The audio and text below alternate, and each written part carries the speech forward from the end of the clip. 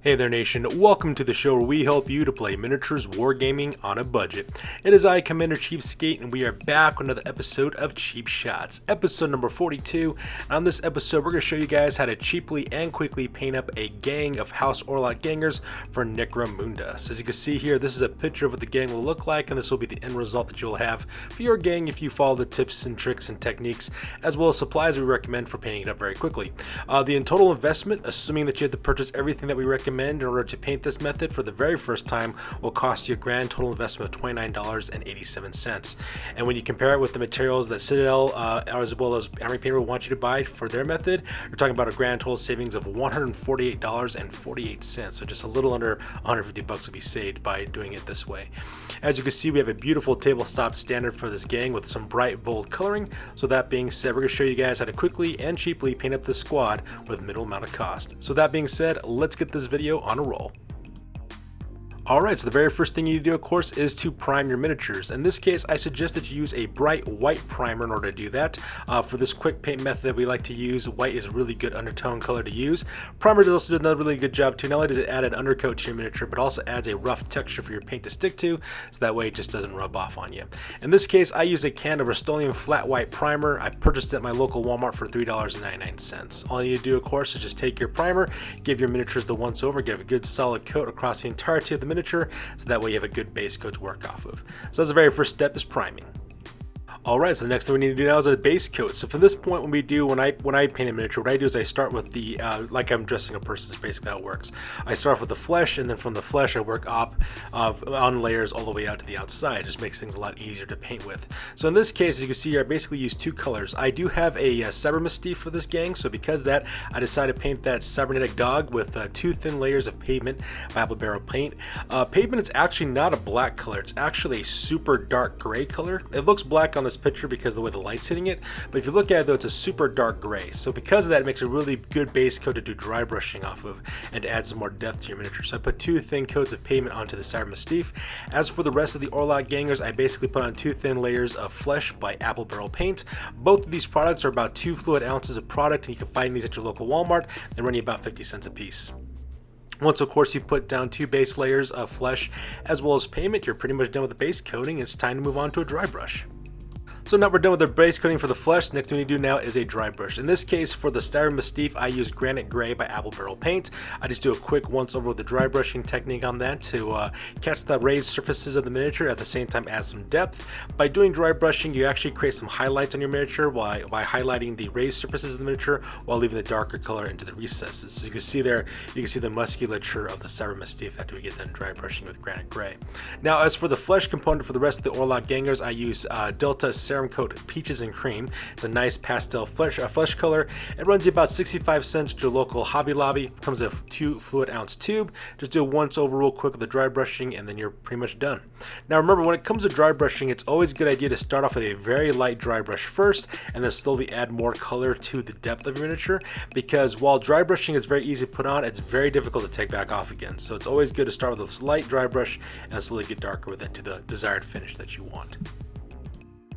Alright, so now that we're done with that, now it's time to move on to the hair. So in this case, I wanted to have my gang to have some really bright colored punk rocker looking type of hair coloring going on for my gang, just because I didn't want my Orlock gangers to look too uniformed. I thought the hair color would be like the nice way to distinguish them. So you can see here, I use a whole slew of colors in order to do that. I use Granite Gray for my gang leader, as well as for the Slate Moderna miniature that's over there on the right hand side.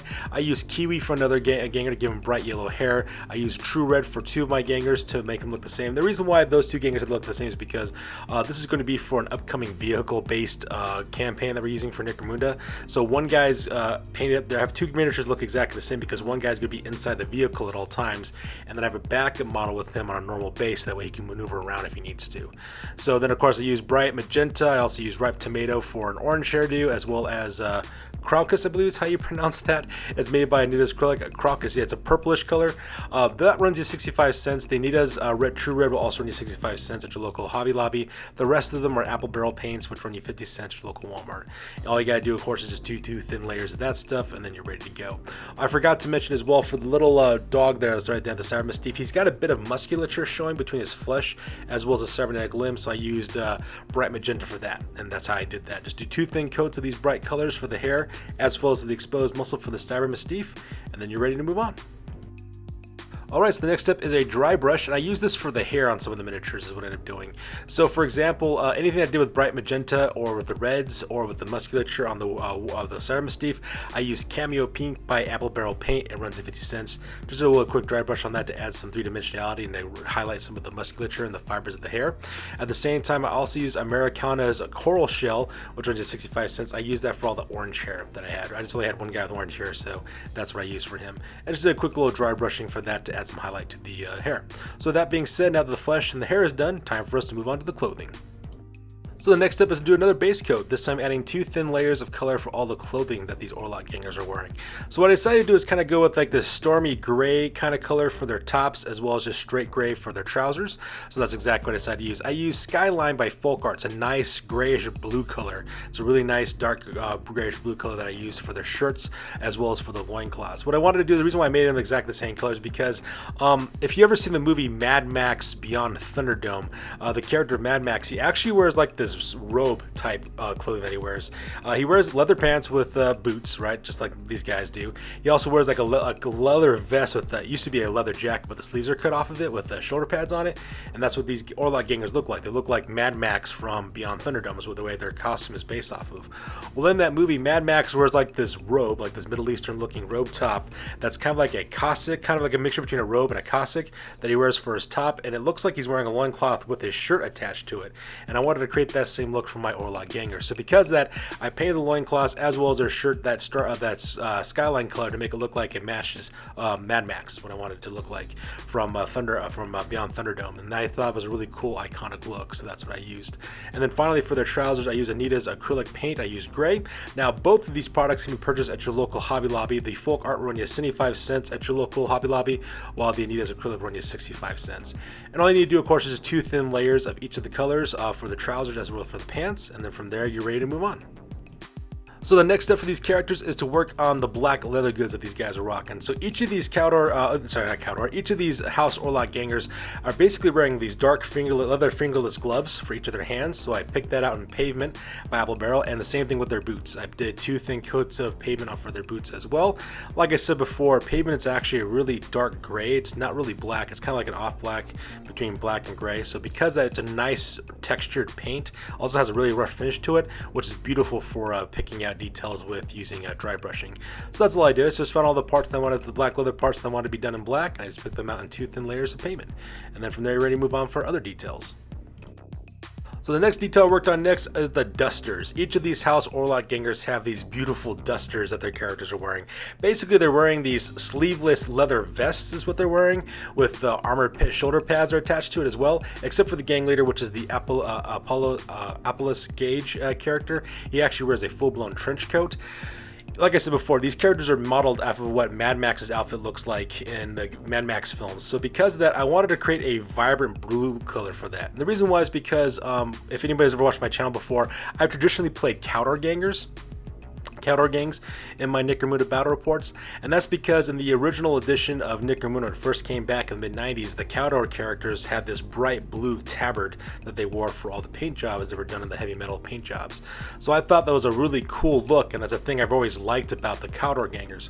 Now in this latest edition of Necromunda, the House Cowdor is kind of like the scabies were from the classic edition. They're kind of like these low down, really poor, downtrodden people in their hive who just kind of cobbled together equipment. So they're kind of like a weird mixture of scabies as well as religious fanatics from the original line of Necromunda. So that one I didn't care for too much, because in the original ones, the Cowdor guys were fanatics and they were very vicious and they fought really good in close combat and they're really aggressive. Well, they've kind of changed that a little bit, so I didn't care for that too much. However, in the current lore with the Orlock, I really like the way they do things. So I really wanted to keep that same motif of that bright blue jacket basically that the House Cowdor guys had in my original paint job for my first gang. I wanted to carry on for these guys as well, since I'm going to basically call them the same exact gang. They're called the Jury. They're going to be named exactly the same way as my old gang was. So that's exactly what I did. So I picked out their leather vests as well as their jackets in bright blue by Apple Barrel Paint. It runs you 50 cents at your local Walmart. It's a beautiful vibrant blue color, as you can see here on this one. So I just did a couple of thin coats of that all over their jackets as well as their sleeveless vests, and I just added 2 thin coats to make a really nice finish on that one. Alright, so now that we're done base coating most of the fabric on these guys, the next thing we do now is do a quick dry brush. In this case, I use Slate Blue by Anita's Acrylic. It's a very pale grayish blue color. It's a wonderful color. It's perfect for edge highlighting. It's also really good for dry brushing as well. And so what I do is I just do a quick dry brush in all the sections of the miniatures that I've painted in dark, in gray, in pavement, as well as in skyline, as well as in bright blue. I just dry brush the entirety of the miniature with those colors with a thin layer of slate blue. It catches the raised surfaces as well as the texture of all the clothing. It picks up the highlights and the folds in the fabric. It does the same thing for all the leather goods that they're wearing. Does a beautiful job. At the same time, it kind of adds this ashy gray overall color to the miniature as well, which is what kind of the effect I'm going for, because the campaign that these guys will be playing in takes place out in the ash wastes, which basically just a burnt out wasteland, so it just kind of adds to that idea as well. So it's a couple things. It blends all the colors together really well, adds some highlighting at the same time, adds a thematic look to them as well. So now that most of the clothing is taken care of, the next thing you need to work on now is the detail aspects of the clothing. In this case, which is the armor panels. A couple of these Orlock gangers have elbow, knee pads, as well as chest armor, for the mesh armor for their coats, and things of that nature. So with that, I wanted to pick those out in a bright, vibrant teal color. I use Laguna by Apple Barrel Paint. It's a 2 fluid ounce tube that runs at 50 cents at your local Walmart. And for those that just have these armor panels and these elbow pads and stuff, I just picked out those details in 2 thin layers of Laguna. So for example, if you look at the Apollonius Gage character, which is right there in the middle, he's got a lot of barn. He's got chest plate, he's got like knee pads and stuff and elbow pads. So I picked those out with some Laguna, so that way you can see that detail on the character. Also, a couple of gangers who got elbow pads as well did exactly the same thing as well. 2 thin layers of that, and you're ready to move on. So next thing we work on now are the belts as well as the satchels that these characters are carrying. A lot of these Orlock characters carry canteens, they carry these satchels, they have bandoliers crisscrossing their chest that hold bullet casings, they have armor panels that's hooked up to attached to the leather of their legs, and they have like these leather backings in the back of their boots where their middle should be at. So because I just picked all these details out in Territorial Beige. Territorial Beige is a nice bright tannish brown color that just also contrasts very nicely with all the blue and gray elements that these miniatures have, so it's a nice complementary color to that, and that's exactly what I did. So all the belts, the buckles, the satchels, the armor plating on their boots, I just picked all that out in Territorial Beige. I did 2 thin layers of that, and it looks absolutely fantastic, and it blends really nicely with these darker colors. So the next thing we do for the clothing as well is to pick out the detail portions on the miniature by adding some contrasting color. I picked out those details in True Red by Anita's Acrylic. Runs at 65 cents at your local Hobby Lobby. So around some of the arms of these characters, they have ribbons and bandanas tied around their arms. They also have bandanas tied across their heads. And a lot of these miniatures also have masks. They have these respirators that they wear, as well as goggles as well. So all of those little elements that they have on there, I use bright red, True Red rather, in order to pick those details out. It's a nice contrasting color to the blue, so adds a little bit of color variety to the miniatures as well. It also adds some more detail, like for example the inner lining of the trench coat that my gang leader has. It adds that effect as well. One guy has like a bandana tied around the top of his forehead, adds a nice flare of color there. Another guy's wearing a respirator, so because that picks up those details nicely. So just 2 thin layers of bright red by Anita's Acrylic, and you're ready to move on to the guns now. Alright, so the next thing that we worked on, of course, is on the weapons. So in this case, all the weapons and the guns that these guys are carrying, I painted those up in Holly Branch. So things like the casings of the weapons, the grips, the forged stocks, anything that part of the weapon that's not going to be metallic, the housing of the weapon, if you will, I picked that out in 2 thin layers of Holly Branch. It's a nice bright green color that contrasts nicely, and is also very complementary to the blues that we use for these characters. It also is a nice contrast to the red as well that we've added to it, so it makes it look really nice as well. So things like the grips of the weapons, grips of the daggers, the handles of the daggers, the frag grenades, for example, the Slave Moderna character on the left, as well as the Apollonius Gage character, they have a lot of bandoliers with hand grenades hanging off of them. All those details I picked on 2 thin layers of Holly Branch by Apple Barrel Paint that had that nice vibrant green color.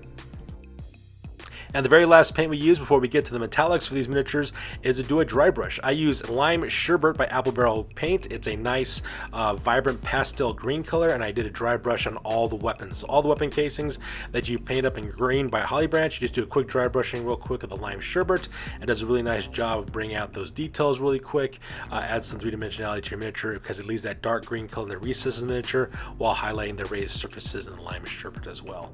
And so once you get done with that, we're pretty much done with all the colors from these miniature, and now it's time to move on to metallics.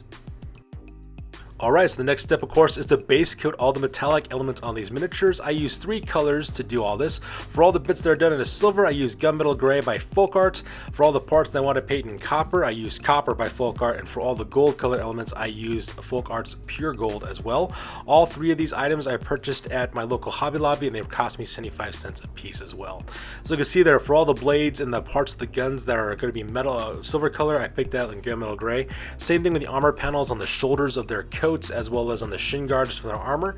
The same thing with the Cybermystique along its eye, the cybernetics it has along its back, its eye, as well as its leg. I picked those all out in Gunmetal Gray for all those details.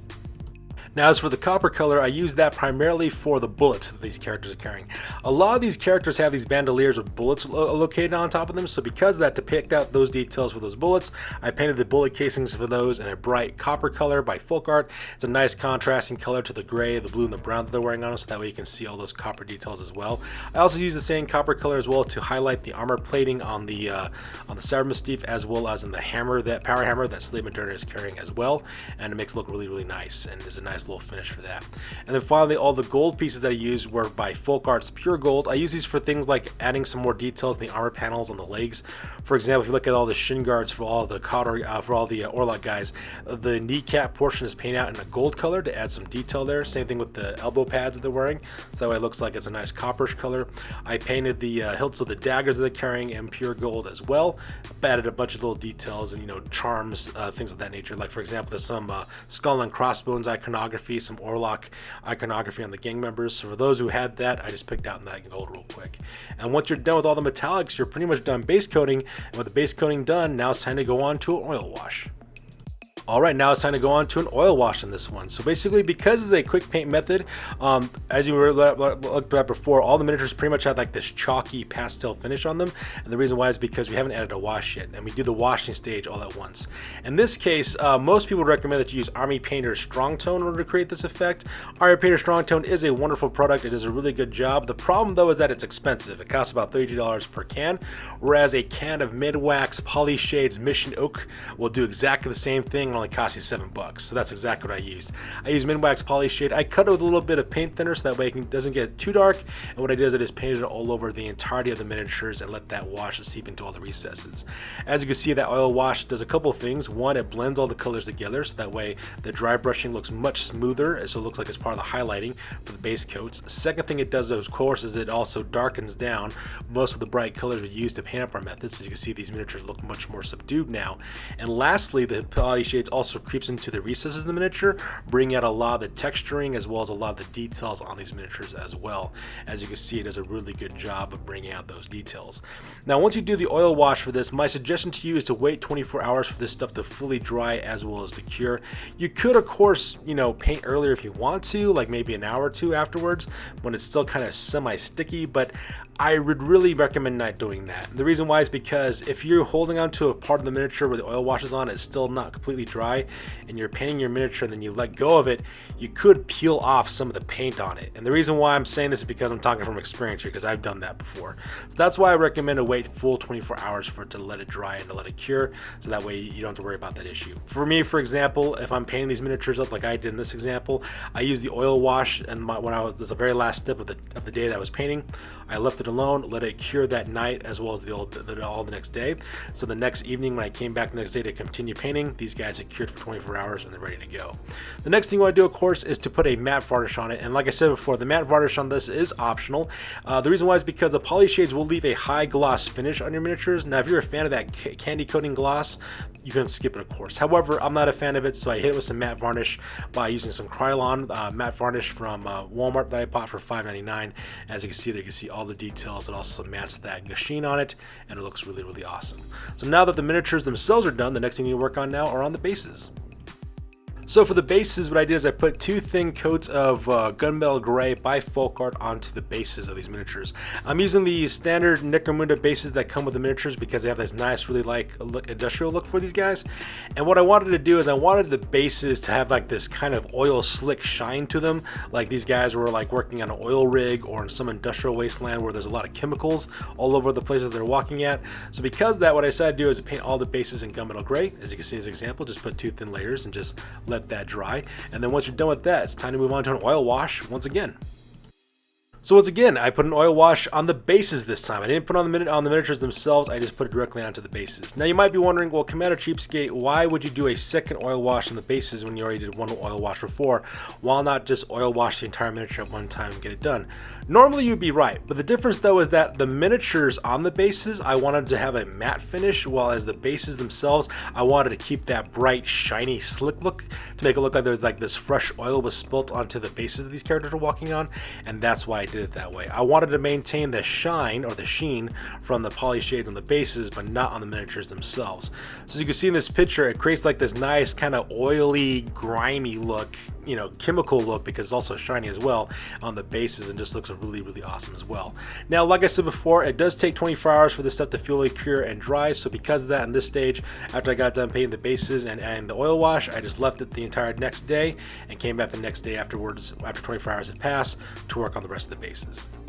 Now the very last step, of course, is to base coat the rim of the bases. In this case, I use Sky Blind by Folk Art. It's the same exact thing we use for their shirts as well, as the tabards that they're wearing for the characters. Just did 2 thin layers of sky blue along the bases, and then you can see there, your miniatures look really, really awesome, and they're all pretty much done at this point.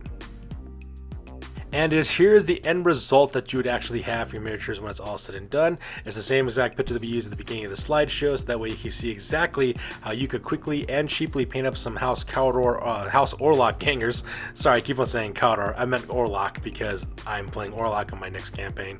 This is how you paint up some Orlock miniatures and make them look really good with a beautiful tabletop finish as well.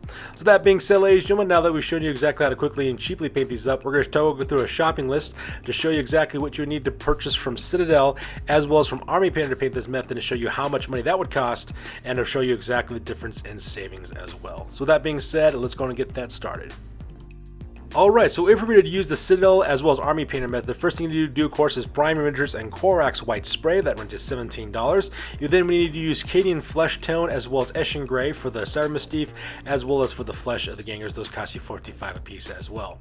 Next, what you'll need to do, of course, is paint up the miniatures. All the parts are going to be in light gray. You need to use Ulthuan Gray. For all the parts, it's going to be in bright green. You need to use Moot Green. For all the parts in pink, you'll need to use Screamer Pink. Troll Slayer Orange for all the parts that are orange. Emperor's Children for all the parts that are magenta, as well as Teclis Blue and Temple Guard Blue for the bright blue, as well as for the turquoise colors for all the miniatures they're using as well. And this is just for the hair and the dry brushing of the miniatures. All of those will cost you $4.55 at your local game shop. Now, for the parts that are done in brown leather, you'll need to use Baylor Brown rather, for all the parts that are done in leather. That runs you $4.55. For the weapon casings on the weapons, you'll need to use Caliban Green. It runs you $4.55 for that. If you wanted to dry brush that effect, you would have to use what's called Hellion Green. That costs you $4.55 for that as well. Now, for the parts of the miniature that are done in purple, you'll need to use Xerius Purple. That runs you $4.55. All the parts that are done in red, you'll need to use Mephiston Red. It runs you $4.55 for that one. Now, you'll also need to buy Slanesh Gray for the pants, as well as Fenrisian Gray for the shirts, and both of those run you $4.55. To do the dry brushing on the order details, you need to use Luganath Orange, runs you $4.55, as well as Flayed Flesh for the dry brushing of the flesh, which runs you also $4.55 as well. And then, of course, for the dry brushing that we use for the black leather goods, as well as for the shirts, the pants, as well as the jackets, you have to use Rust Gray, which runs you $4.55 for that one as well. Now, for the metallics, for all the parts that are done in silver, you need to buy Lead Belcher, runs you $7.80. For all the parts that are in gold, you need to use Retributor Armor, which runs you $7.80 for that one. And for all the parts that we did in copper, you'll need to use Screaming Bell, which runs you $7.80 for that as well. Now that you're done with the base coating and the dry brushing using this method, you'll need to buy a can of Army Painter Strong Tone in order to do the quick paint method for both the bases as well as for the miniatures, and that can will cost you $32 even in order to do that. And of course, if you wanted to add that matte finish to your miniatures, you'll need to buy a can of Minotaurian Varnish from Games Workshop, which runs you $19.50. Now, assuming that you purchase all these materials from Army Painter and Citadel for the very first time in order to paint up these miniatures, you're talking about a grand total investment of $178.35 in order to buy all these materials that Citadel and Army Painter sells in order to paint this way. Now, when you compare that $178.35 from the Cheapskate total of $29.87 and you subtract the two, we're talking about a grand total savings of $148.48, which is just a little under $150. being saved on this part, which of course you could use to buy quite a bit miniatures with $150 that you could save, or better yet, you don't spend it all and just keep that for something else.